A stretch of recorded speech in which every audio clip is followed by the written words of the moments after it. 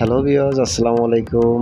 কেমন আছেন আপনারা সবাই? আশা করি ভালো আছেন। আমিও ভালো আছি। বরাবরের মতো আবারও একটি ভিডিও নিয়ে আসলাম আপনাদের মাঝে। আজকে আসছি ঢাকায় যে আপনার বনানীতে। আমার কাজটা আসলে ঢাকার আপনার ফার্ম গেটে আমার হোয়াইট অফিসে আমার আজকে একটু কাজ আছে। এই যে এখন আমি এই যে বনানীতে আছি। বনানী থেকে যে আপনার আন্ডারপাস দিয়ে আমি বনানী বাস স্ট্যান্ড থেকে আরকি বাসে উঠবো। বাসে উঠে আমি ফার্ম গেটে যাবো। তারপর আপনার যেতে হবে বাংলা মোটরস। আমার অফিসের কিছু কাজের জন্য বাংলা মোটরস আসছি। এখন এই আন্ডারপাস থেকে আপনাদের দেখাচ্ছি যে আন্ডারপাস দিয়ে কীভাবে রাস্তা পার হচ্ছে আরকি। দেখেন আসলে কত সুন্দর একটা পরিবেশ, কত সুন্দর একটা আরকি আধুনিক প্রযুক্তির মাধ্যমে দেখেন এইটা তৈরি করা হয়েছে। যে আন্ডারপাস মাটির নিচ দিয়ে এদিকে একটা রাস্তা গেছে, ওদিকে একটা রাস্তা গেছে। এখন আমি বনানীর রাস্তার দিকে যাচ্ছি। এটা আসলে ঢাকা ক্যান্টনমেন্টের অপোজিটে আরকি অবস্থিত। আপনারা যদি ঢাকায় কেউ আসেন অবশ্যই এখান দিয়ে ঘুরে যাবেন, তাহলে ভালো লাগবে। আসলে দেখেন আমি আন্ডারপাস দিয়ে হাঁটতেছি, কেউ নাই, কোনো লোক নাই, লোকজন কেউ নাই। আমি একেবারে নিরিবিলি পরিবেশে যাচ্ছি, রাস্তা পার হচ্ছি। দেখেন কত সুন্দর পরিবেশ। এর দেওয়ালে দেখেন কিছু পেইন্টিংয়ের কাজ রয়েছে। কত সুন্দর! আসলে দেখতেও খুব সুন্দর লাগতেছে। আসলে দেশ স্বাধীন হওয়ার পরে এই ১ম ঢাকায় আসলাম। আরকি যে খুব ভালো লাগতেছে। ওই ২ টা মহিলা আসতেছে। আসলে অনেকক্ষণ পর দেখলাম আরকি। আমি এখন ৫ থেকে ৭ মিনিট হাঁটছি। হেঁটে আরকি রাস্তা পার হচ্ছি। ভয় লাগতেছিল, অনেক ভয় লাগতেছিল। কারণ ঢাকায় অনেকের জায়গায় শোনা যায় যে মোবাইল ছিনতাই এবং আপনার আ ডাকাতি অনেক কিছু শুনছি। শুনে আসলে এটা ভয় লাগে। আর যখন এই আন্ডারপাস দিয়ে আসতেছি, কেউ নাই, একা কেমন লাগবে আপনারা আসলে বুঝতে পারতেছেন। খুব ভয় লাগতেছিল। যেহেতু আমি পুরুষ মানুষ, তারপরেও আ অ অনেক ক্ষেত্রে আসলে ভয় লাগে। চলে আসছি হয়তো, এই যে সামনে সেনাবাহিনী দাঁড়িয়ে আছে হয়তো। চলে আসছি, এখন বাসে উঠছি। আসলে এই ভিডিওটুকু দেখাই নাই, কারণ ভিডিওটা অনেক লম্বা হয়ে যাবে। আমি উঠছি বিআরটিসি আপনার দোতলা বাস, আপনার যে শাহবাগের বাসে। এই যে উঠেই আরকি বসে রয়েছি উপরে।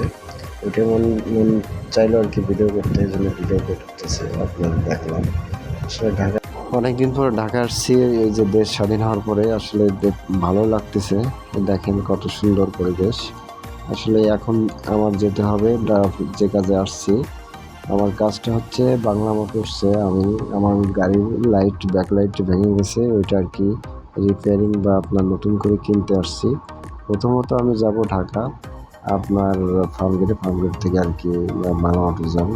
দেখেন ঢাকার এই যে আমি জ্যামে আটকে আছি। এই যে আপনার বনানী পার হয়ে চলে আসছি। আপনার রেডিসনের মোড়টা যে আর্মি একা আর্মি অ্যাভিয়েশন গ্রুপ, এখানে আরকি জ্যামে আটকে আছি। সামনে আসলে দেখতে যাচ্ছি এবং ভিডিও করতে যাচ্ছি, ভালো লাগতেছে।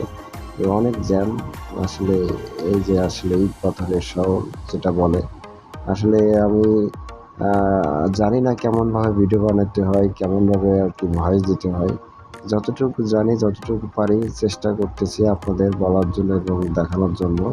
যদি কোনো ভুল ত্রুটি হয়ে থাকে ক্ষমার দৃষ্টিতে দেখবেন। আপনাদের ছোট ভাই হিসেবে বা বন্ধু হিসেবে বা বড় ভাই হিসেবে যেটা হোক, আপনারা আমার ক্ষমা দৃষ্টিতে দেখবেন। আপনাদের কাছে রিকোয়েস্ট থাকবে আপনি আমার ভিডিওটা শেয়ার করবেন বেশি এবং কমেন্ট করবেন এবং আমার পাশে থাকবেন, যাতে আমি আপনাদের ভালো ভিডিও উপহার দিতে পারি। আমি কোনো এডিট করি নাই ভিডিও। আমি এডিট করি না, এজন্য আসলে এডিট করে ভিডিওটা আসলে বাস্তবটা দেখানো হয় না। আমি বাস্তবটা দেখানোর চেষ্টা করি আপনাদের। আমি যেমন আমি তেমনই দেখাতে চাই এবং দেখাই। আর আমি যেমনভাবে চলি তেমনই করি। এই যে হচ্ছে আপনার অপোজিটে দেখতে পাচ্ছেন বাংলাদেশ এয়ারফোর্স পার হয়ে যাচ্ছি। এখন সামনে আসবে হচ্ছে এসএসএফ বা আরকি বাহিনী, যেটা বলে স্পেশাল সিকিউরিটি ফোর্স, যেটা আপনার প্রধান উপদেষ্টা এবং আপনার প্রধানমন্ত্রী কার্যালয়ে সিকিউরিটি নিয়োজিত থাকে সিকিউরিটি কাজে। এটা আসলে তাদের বাসভবন বা আপনি ওই যে আমি আপনাদের জুম করে দেখানোর চেষ্টা করতেছি। যেহেতু গাড়িটা রানিংয়ে দেখানো কষ্ট হয়ে যাচ্ছে, তারপর আপনাদের দেখাচ্ছে অনেক কষ্ট। কারণ জানালা পাশ দিয়ে ভিডিও করা কি কতটা রিস্কি, আসলে আপনারা যারা ঢাকায় আছেন বা আশপাশে ঢাকায় যারা থাকেন বা আসেন তারা জানেন। জানালা পাশ দিয়ে মোবাইল বেশি চুরি হয়, ছিনতাই হয়। কারণ ট্রেনেও ছিনতাই হয় বেশি এবং বাসেও বেশি ছিনতাই হয়। তবে বাসে ঢাকা শহরে কিছু কিছু অঞ্চল আছে, সব জায়গায় না, কিছু কিছু জায়গা আছে, সেই জায়গায় আপনার জানালার পাশে কেউ মোবাইল বের করবেন না। এটা হচ্ছে প্রধান উপদেষ্টার ত্রাণ ভাণ্ডার। এটা আসলে আমাদের প্রধান উপদেষ্টা ত্রাণ ভাণ্ডার ডক্টর ইউনূস স্যারের। যা হোক, এখন জ্যামে পড়ে যেটা কথা বলছিলাম, আসলে আপনারা আমার বাস্তব অভিজ্ঞতা থেকে বলি, আমি যখন ঢাকা থেকে ট্রেনে উঠছি, আমি যখন বাড়ি যাচ্ছি, আমার বাড়ি যশোর, যখন ট্রেনে যাচ্ছি সুন্দরবন আপনার বেনাপোল এক্সপ্রেসে, তখন আর কি আমার সিরাজগঞ্জ থেকে আমার ওয়াইফের একটা মোবাইল ছিনতাই হয়ে গেছিলো, যে ব্যাগ সহকারে। আমার ওইখানে 30,000 টাকার মাল ব্যাগে ছিল। তো যাই হোক, ওটা আমি এখন না বলি, অন্য ভিডিও বলবো, কারণ ওটা বলতে গেলে অনেক লম্বা হয়ে যাবে। এই দেখেন, আসলে দেশ স্বাধীন হওয়ার পর থেকে পুলিশ প্রশাসন থেকে শুরু করে সব একটা নীরবতা আর কি, আপনার এলোমেলো অবস্থা হয়ে গেছে। আস্তে আস্তে অবশ্যই স্বাভাবিক হবে, এইটাই কামনা করি, এবং আমাদের দেশটা যেন সুন্দর হয়। এমন দেশটি কোথাও খুঁজে পাবে না কো তুমি, সকল দেশের রান এসেছে আমার জন্মভূমি, এটার জন্য বাংলাদেশ হয়। এটা আস্তে আস্তে বলতে বলতে আপনাদের ফার্ম গেটে চলে আসলাম। ফার্ম গেটের নিচে আছে, এখানে বাসটা দাঁড়িয়ে আছে, যাত্রী উঠাচ্ছে নামাচ্ছে। এই আপনার উপরে আছে মেট্রো রেল গেছে, আর এই পাশে আপনার এখন পথচারী পারাপার নিচে আছি, আন্ডারপাস বা কিছুটা ভিডিও কেটে দিছি। এখন আমি চলে আসছি বাংলা মোটরস পার হয়ে, বাংলা মোটরস থেকে এখন আমি রাস্তা পার হচ্ছি। রাস্তা পার হয়ে এই পাশে একটা, সকালে নাস্তা করা হয় নাই, সকাল 9টা বাজে, এখন আমি আর কি নাস্তা করব। এখন নাস্তা করার জন্য একটা হোটেল বা রেস্টুরেন্টে যাচ্ছি, যে আর কি হোটেলে বা রেস্টুরেন্টে যেয়ে আর কি নাস্তা করব। আসছি বৈশাখী রেস্টুরেন্টে আর কি, এখানে ভালো পরিবেশ, মনোরম পরিবেশ, খাওয়ার জন্য আর কি। পরোটা, এখানে পরোটা বাদেও খিচুড়ি ছিল, কিন্তু আসলে খিচুড়িটা গ্যাস করবে, কারণ আমার একটু গ্যাস্ট্রিকের প্রবলেম আছে, যার জন্য খিচুড়িটা খাচ্ছি না। এখন এই যে পরোটা এবং ডিম চলে আসছে, ডাল দিয়ে এখন আর কি সকালে নাস্তাটা সেরে নেব। এরপরে আমি আমার কাজে চলে এসে এবং কাজ কমপ্লিট করছি। ওই ভিডিওটা আসলে দেখাই না আপনাদের, কারণ ভিডিওটা অনেক লং প্রসেসিং হয়ে যাবে, যার জন্য আপনারা দেখায় না। এখন রিক্সায় উঠছি, এই দেখেন আমার জিনিসপত্র কিনে যে বসে রয়েছি। রিক্সাওয়ালা কাকা রিক্সা চালাচ্ছে। রিক্সাওয়ালা কাকার বাসা হচ্ছে পঞ্চগড়। ওনার সাথে অনেক কথা বললাম, এবং উনি দেখছেন তো, উনি দ্রুত বেগে আর কি রিক্সা চালাচ্ছে। আর আপনার কাকাটা অনেক ভালো। উনি আবার ফোনে কথা বলতেছে কার সঙ্গে, হয়তো বাড়িতে ফোনে কথা বলতেছে।